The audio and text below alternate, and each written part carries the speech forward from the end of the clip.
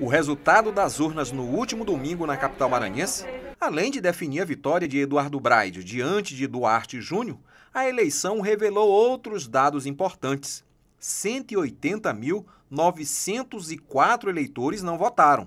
Isto equivale a 25,85% do eleitorado da capital. O maior percentual de abstenção já registrado em uma eleição em São Luís.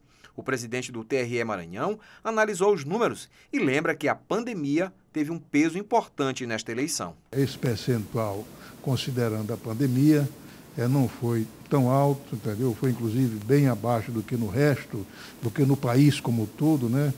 O percentual no país chegou a mais de 25%, portanto, eu acho que o nosso aqui está dentro de uma média razoável. Na capital, 699.654 eleitores estavam aptos a votar, dos quais 519.050 compareceram aos locais de votação, mas 180.904 se abstiveram em votar.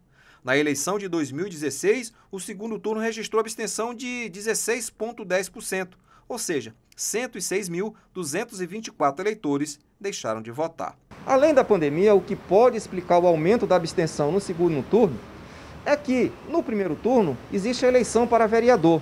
E aí os candidatos fazem um grande esforço para levar o eleitor às urnas. Como no segundo turno a disputa é só entre os candidatos a prefeito, esse esforço diminui e, por consequência, a abstenção aumenta. Mas para esta cientista política, a pandemia do novo coronavírus foi determinante para o eleitor se ausentar das urnas. Ela lembra ainda que a capital maranhense teve um índice de abstenção baixo em relação a outros estados. A primeira variável que explica é a pandemia. A pandemia teve impacto, sim, na escolha do eleitor, porque o cálculo que o eleitor faz do custo de sair de casa para votar, ele teve que inserir nessa equação esse ano a saúde dele. E, em segundo lugar, a gente tem, sim, já um histórico, uma crise de credibilidade das instituições, de desconfiança com a política, desconfiança com a própria democracia. Então, o incentivo, a satisfação em votar fica menor quando você está num contexto de crise institucional, de crise política como a que a gente vive. Com o fim das eleições, agora o TRE Maranhão se prepara para a diplomação dos eleitos. O prazo máximo é até o dia 18 de dezembro, porque no dia 19 inicia-se o recesso de fim de ano da Justiça Eleitoral. Em São Luís, a solenidade já tem data marcada, será no dia 17 de dezembro, e a cerimônia irá ocorrer no Fórum Desembargador Sarney Costa.